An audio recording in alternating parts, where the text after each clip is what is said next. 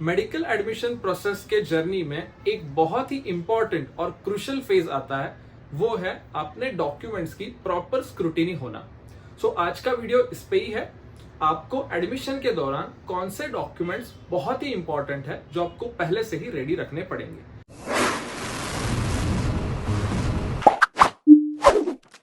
So one by one देखते हैं। पहले कुछ कॉमन डॉक्यूमेंट्स जैसे कि नीट कंफर्मेशन पेज।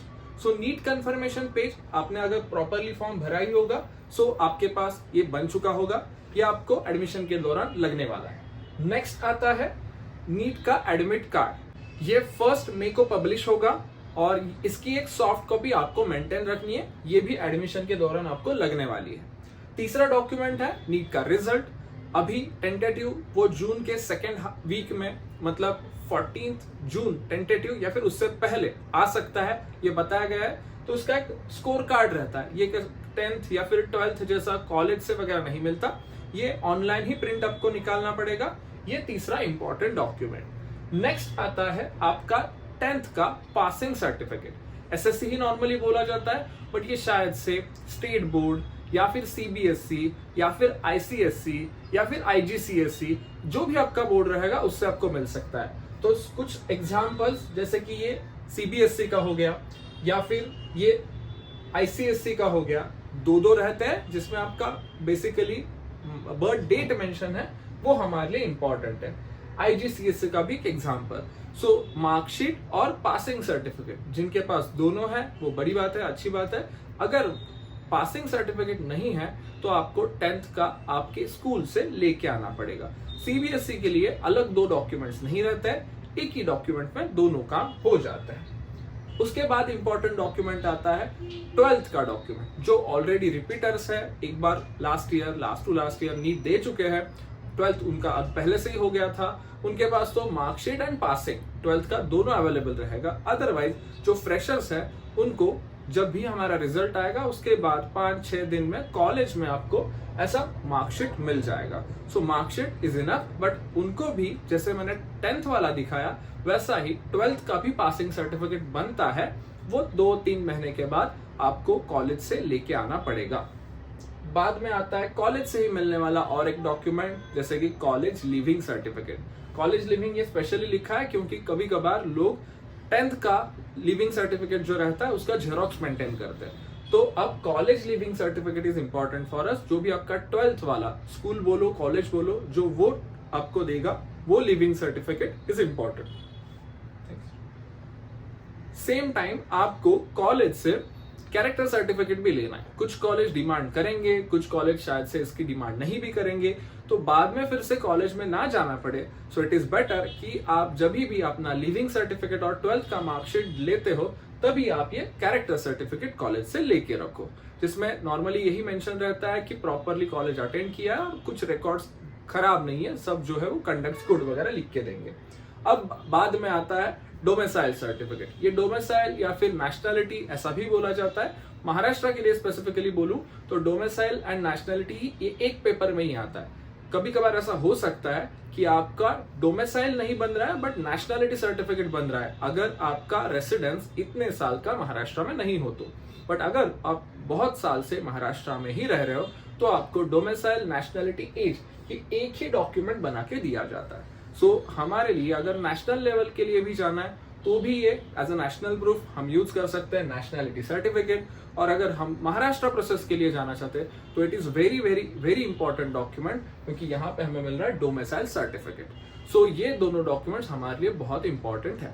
अब इसके बाद एक और कॉमन डॉक्यूमेंट आता है मेडिकल फिटनेस सर्टिफिकेट। सो ये डॉक्टर के लेटर हेड पे और उनसे ये बनवाना पड़ता है। इसका स्टैंडर्ड फॉर्मेट हमारे पास ऑलरेडी अवेलेबल है, जैसे कि आप यहाँ पे देख सकते हो। उनके लेटर हेड पे प्रिंट करके आपका नाम वगैरह उस पर डालना पड़ता है। डॉक्टर उस पर खुद का सिग्नेचर करते हैं, स्टैम्प बनाते हैं। सो वो हमें कौन से भी जनरल फिजिशियन दे सकते हैं। प्रेफर्ड आप एमबीबीएस या फिर एमडी एमएस इनसे लोगे तो बेटर रहता है। बीएमएस बीएचएमएस कभी चलते नहीं, ऐसा कहाँ पे भी मेंशन नहीं है, but it is preferably said कि आप एमबीबीएस डॉक्टर से करोगे तो बेटर रहेगा। और ये कब करना है तो मैं बोलूंगा जून मंथ में, जब एडमिशन प्रोसेस एकदम 10-15 दिन में स्टार्ट होने वाला रहता है, तब आप बनाओगे तो बेटर है।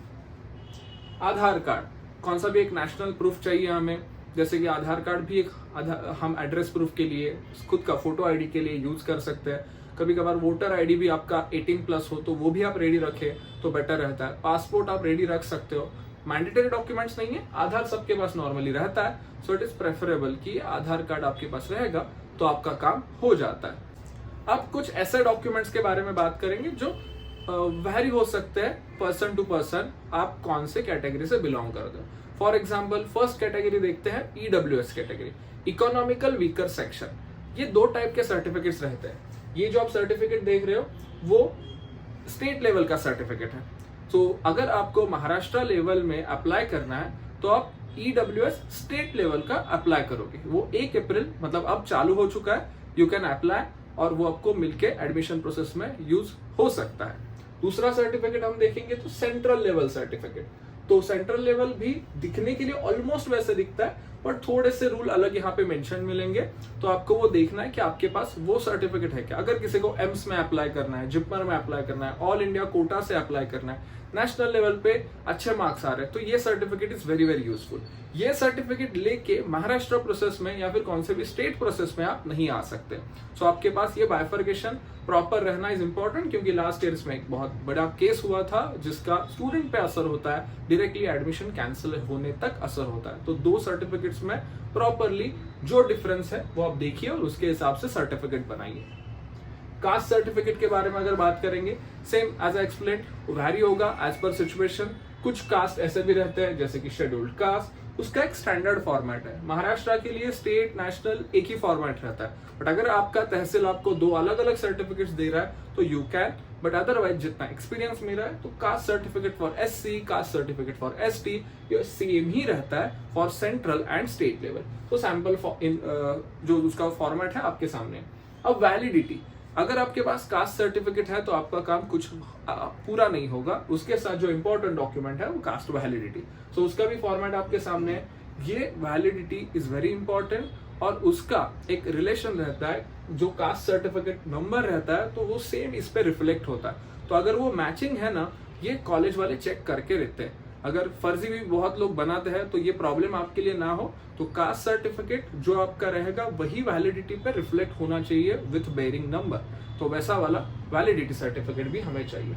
नॉन क्रीमी लेयर, अगर आप SC/ST कैटेगरी की बात करेंगे तो उनके लिए नॉन क्रीमी लेयर की जरूरत नहीं है, बट नॉन क्रीमी लेयर जो रहता है वो OBC या फिर SBC या फिर SBC मतलब मराठा रिजर्वेशन जो नया स्टार्ट हुआ है उनके लिए, या फिर कौन सा भी nomadic tribe NT1, NT2, NT3, VJ, इन सभी कैटेगरीज के लिए इंपॉर्टेंट रहता है।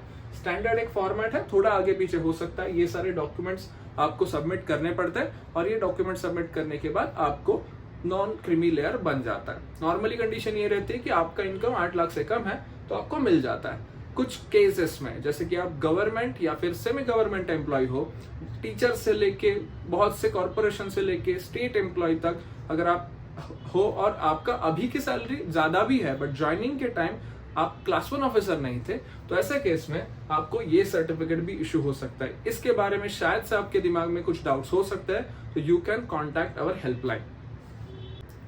अब ये जो सारे कैटेगरी वाले स्टूडेंट्स हैं उनके लिए अगर नेशनल लेवल पे अप्लाई करना है, जैसे कि महाराष्ट्र में तो नोमैडिक ट्राइब में आते हैं या फिर ओबीसी में आते हैं, तो हम नेशनल लेवल पे कौन से कैटेगरी से सर्टिफिकेट बनाए, तो उनके लिए OBC NCL नाम का एक सर्टिफिकेट बनता है। सो OBC NCL का फॉर्मेट पूरा अलग रहता है, शायद से ये 3 पेज का सर्टिफिकेट रहता है। और OBC NCL का हम सिंपल से देखेंगे तो फॉर्म नंबर 9, ये हम डिनोमिनेशन याद रखते हैं। फॉर्म नंबर 8 जो रहता है वो नॉर्मली OBC स्टेट लेवल का रहता है, बट फॉर्म नंबर 9 इंडिकेट्स आपका सर्टिफिकेट सेंट्रल लेवल का है। 3 पान का बड़ा पेपर रहता है तो उसमें आपको क्लैरिटी मिल जाती है। तो आप सेंट्रल लेवल पे अप्लाई करना चाहते हो तो आपका स्टेट लेवल वाला का सर्टिफिकेट वैलिडिटी नॉन क्रिमिनल वाला यहाँ पे नहीं चलेगा, आपको OBC NCL फॉर्म नंबर 9 यही इंपॉर्टेंट रहेगा।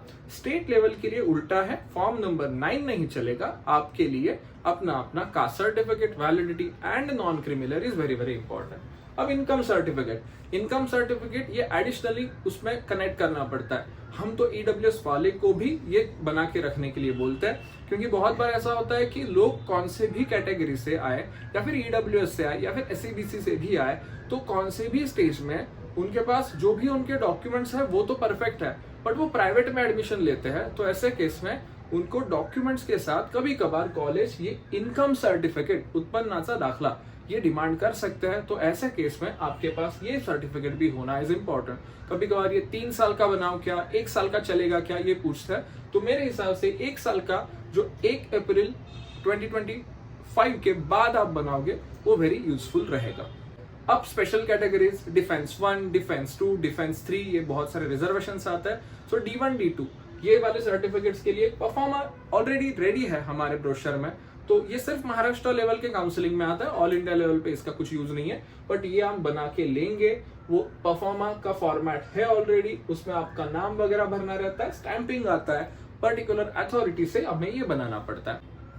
हैंडीकैप सर्टिफिकेट, PWD सर्टिफिकेट, इसको एक पर्टिकुलर टाइम दिया जाता है। फॉर एग्जांपल इस टाइम अगर हम देखेंगे तो ये 14 जून के बाद अगर रिजल्ट आता है तो ये 15 दिन का आगे विंडो मिलेगा, मतलब जून एंड तक हमें रिस्पेक्टेड कुछ सेंटर्स रहते हैं। महाराष्ट्र के लिए सबसे इजी ऑप्शन JJ या फिर एम्स नागपुर, यहाँ पे जाके हम ये वेरिफिकेशन कर सकते हैं। और उसी वेरिफिकेशन मतलब सर हमारे सिविल सर्जन ने दिया था, हमारे डॉक्टर ने दिया था, हमारे पास ऑलरेडी कार्ड है, चलेगा नहीं। अब उसी फेज में 15 दिन में जाओगे और JJ में आपका नीट का सर्टिफिकेट मतलब रिजल्ट वगैरह लेके जाते हो, बाकी डॉक्यूमेंट्स भी दिखाते हो जो मैंने अभी मेंशन किए, और आपका वहां पे प्रॉपर चेकअप होता है। और उसके बाद अगर आपकी डिसेबिलिटी प्रॉपर है एज पर कंडीशन, तो आपको वो ऐसा सर्टिफिकेट लिख के देते हैं। ये ऑनलाइन ही जनरेटेड रहता है, और ये सर्टिफिकेट अगर आपको मिल गया तो आप कौन से भी स्टेट प्रोसेस में जाओ या फिर ऑल इंडिया प्रोसेस में जाओ, MCC से अप्लाई करो या फिर स्टेट प्रोसेस से अप्लाई करो, यस आप हैंडीकैप वाला कोटा क्लेम कर सकते हो। हिली एरिया सर्टिफिकेट, ये भी एक स्पेशल रिजर्वेशन है जो कि महाराष्ट्र के लिए है। अब इसमें बेसिकली थोड़े एडिशनल डॉक्यूमेंट्स भी लगते हैं, बट मेन सर्टिफिकेट जो है वो हिली एरिया सर्टिफिकेट। सो हिली एरिया सर्टिफिकेट अगर आपके पास नहीं है तो आप ये कोटा क्लेम नहीं कर सकते हो। किसको मिलता है hilly area certificate? As per Maharashtra government norms, अगर आपका 1st to 7th basic education अगर उस हिली एरिया में हुआ है तो आपको हिली एरिया सर्टिफिकेट दिया जाता है। सो ये इंपॉर्टेंट डॉक्यूमेंट है। उसके साथ और 2 डॉक्यूमेंट्स भी लगते हैं, जैसे कि पेरेंट का डोमिसाइल, उसी एरिया का पेरेंट का डोमिसाइल भी होना चाहिए। और तीसरी कंडीशन वो भी मेंशन करते हैं कि स्टूडेंट का 10th या फिर 12th उसी सेम एरिया से होना चाहिए।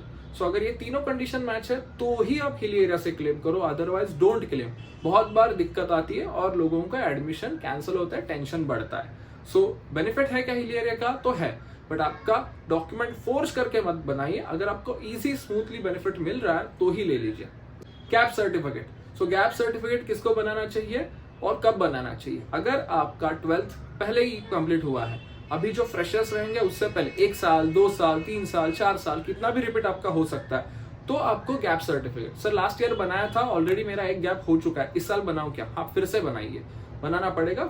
वो पूरा आपका कब तक गैप था ये उसमें नोटिफाई होना चाहिए। लास्ट ईयर आपने बनाया होगा तो लास्ट ईयर तक ही मेंशन रहता है, तो आप इस साल नया प्रॉपर बनाएंगे। कब बनाना चाहिए? मुझे लगता है कि जून मंथ में ये बनाना चाहिए, क्योंकि एडमिशन प्रोसेस अब बाद में स्टार्ट होने वाली रहती है। सो आपको कब बनाना है? तो नॉर्मली सबका मई एंड तक तो सभी बोर्ड्स का रिजल्ट आ जाता है, तो तब तक आपका प्रॉपर 1 ईयर का 2 ईयर का गैप बन जाता है। तो आपको गैप सर्टिफिकेट बनवाना ही है, तो आप नेक्स्ट मंथ में मतलब जून मंथ में बनवाओगे। अब ये जो है वो लास्ट ईयर का इसलिए 100 रुपए का स्टैम्प पेपर चल रहा है, but as per new rules Maharashtra में अब 100 रुपए मतलब 500 रुपीज का ही स्टैम्प पेपर सिर्फ चलता है। तो ऐसे केस में आपको एज पर न्यू रूल्स इस स्टैम्प पेपर पे बनाने की जरूरत नहीं है। रेगुलर पेपर पे भी हम नोटरी करके ले सकते हैं या फिर एफिडेविट बना सकते हैं। माइग्रेशन सर्टिफिकेट, सो ये माइग्रेशन सर्टिफिकेट अगर आप महाराष्ट्र से बाहर जाने वाले हो तो नॉर्मली यूजफुल रहता है, बट कभी कभार ऐसा होता है कि आपको माइग्रेशन सर्टिफिकेट ये सेम होम स्टेट के कॉलेजेस भी मांग सकते हैं, डीम्ड हो, प्राइवेट हो, तो आपको ये वैसे भी कॉलेज इस साल दे ही देगा। लास्ट ईयर से कॉलेज नहीं देना एलसी के साथ स्टार्ट किया है, बट अगर नहीं मिलता है तो डोंट वरी, आप ये ऑनलाइन भी अप्लाई कर सकते हो, घर में कुरियर तक आ सकता है, या फिर इन हैंड कलेक्ट करने के लिए अपना रिस्पेक्टिव जो बोर्ड रहता है वहां पे जाके आप कलेक्ट कर सकते हो। So it is important document. अगर आप कैसे स्टेट्स जैसे कि आंध्र प्रदेश हो, तेलंगाना हो, यहाँ पे आपको ये मैंडेटरी लगेगा। इसका मतलब इतना ही रहता है कि आप दूसरे स्टेट के बारे में अगर सोचेंगे तो उनको तो आपका कॉलेज पता नहीं है, but they can easily rectify your board या फिर यूनिवर्सिटी। तो अगर उन्होंने बताया कि हाँ ये स्टूडेंट हमारे पास 12th में था, तो आपका वो ऑटोमेटिकली वेरीफाई हो गया, ऐसा सोच सकते हैं। तो it is one of the important document if you are applying outside Maharashtra, in deemed also in private college. But अगर आप महाराष्ट्र में भी एडमिशन लेने वाले हो तो भी ये डॉक्यूमेंट रेडी रखिए। माइनॉरिटी सर्टिफिकेट्स, माइनॉरिटी सर्टिफिकेट्स में अगर हम देखेंगे तो किसको जरूरत है, रिलीजियस या फिर लिंग्विस्टिक। रिलीजियस में आता है we belong to Jain, we belong to Muslim, we belong to Christian. तो ऐसे रिजर्वेशंस कुछ है क्या, तो यस डायरेक्टली कॉलेजेस ही है, मुस्लिम माइनॉरिटी के कॉलेज, क्रिश्चियन माइनॉरिटी के कॉलेज, जैन कॉलेजेस। तो ऐसे केस में एक एफिडेविट बनाना पड़ेगा। रिलीजियस माइनॉरिटी, हिंदी माइनॉरिटी के कॉलेज, लैंग्वेज वाइज भी वो कॉलेजेस है, तो उसके हिसाब से वैसा ही। अब ये स्टैम्प पेपर की फिर से जरूरत नहीं है। आप 500 का स्टैम्प लोगे तो ठीक है, कोई ना नहीं बोलेगा, बट आप 500 रुपए वेस्ट करने की जरूरत नहीं है। You can directly make your documents on regular paper, but notary होना चाहिए या फिर एफिडेविट होना चाहिए। तो ऐसा ही आपको एक स्टैंडर्ड फॉर्मेट रहता है, तो उनके पास आपको मिल जाएगा, एडवोकेट्स के पास, तो वो आपको बना के दे सकते हैं। तो इसका यूज हो सकता है, नहीं हो सकता है पता नहीं, बट जब हम महाराष्ट्र का फॉर्म भरते हैं तो अगर आप पर्टिकुलर रिजर्वेशन के लिए यस बोलते हो, आप मुस्लिम माइनॉरिटी में होकर यस बोलते हो, तो अपलोड करने के लिए वो बोलेगा। तो ऑफ कोर्स मैं बोलूंगा कि जून मंथ में सब निकाल के रखोगे तो बेटर है। कुछ ऐसे भी डॉक्यूमेंट्स होते हैं जिसको हम इक्विवेलेंस सर्टिफिकेट बोलते हैं या फिर स्टडी सर्टिफिकेट्स बोलते हैं, तो वो स्टेट प्रोसेस महाराष्ट्र के लिए तो यूजफुल नहीं है, पर दूसरे कुछ प्रोसेसेस है जिसके लिए वो शायद से यूजफुल होता है। तो ऐसे बहुत सारे डिटेल्स रहेंगे, बट ये वीडियो आपके लिए बहुत ही इंपॉर्टेंट था। ये वीडियो में बहुत सारी इंफॉर्मेशन देने के लिए मैंने ट्राई किया, थोड़ा 2 बार 3 बार भी वीडियो देखना पड़े तो देख लीजिए, बट एक और एक डॉक्यूमेंट का जब तक आपको कंफर्मेशन नहीं होता है तब तक वैसे ही मत बैठिए। You can contact Asmi helpline. ये यूट्यूब चैनल पे आज के बाद ऐसे ही सारे इंफॉर्मेटिव वीडियो आने वाले हैं, तो share this video with maximum friends. अगर आपको हमारे व्हाट्सएप ग्रुप में कंटिन्यूस ये सारे अपडेट चाहिए तो नीचे दिए गए डिस्क्रिप्शन में जो नंबर दिया है उसको आप सिर्फ आपका नंबर और आप कौन से सिटी से हो नाम बता दीजिए। We will add you in that WhatsApp group. You will get complete पूरा एडमिशन होने तक सब प्रॉपर अपडेट्स। अगर आपको एडमिशन जर्नी आपकी फ्लॉलेसली प्रॉपर चले ऐसा लगता है, आपको वो कॉलेज के कट ऑफ्स के बारे में टेंशन हो या फिर फीस स्ट्रक्चर के बारे में हो, कुछ स्कॉलरशिप के बारे में जानकारी हो, या फिर आपको लगता है कि फॉर्म भरते वक्त भी आपको पूरा प्रॉपर असिस्टेंस चाहिए, प्रायोरिटी लिस्ट प्रॉपरली आपके लिए बननी चाहिए, तो you can contact Asmi career helpline और respective office directly and enrol with us as soon as possible, ताकि आपका मनपसंदीदा जो भी कॉलेज है वहां पे एडमिशन होने तक हम हेल्प कर सके। सो जो स्क्रीन पे नंबर्स हैं you can contact. Thank you so much. मिलते हैं नेक्स्ट वीडियो में, तब तक के लिए धन्यवाद।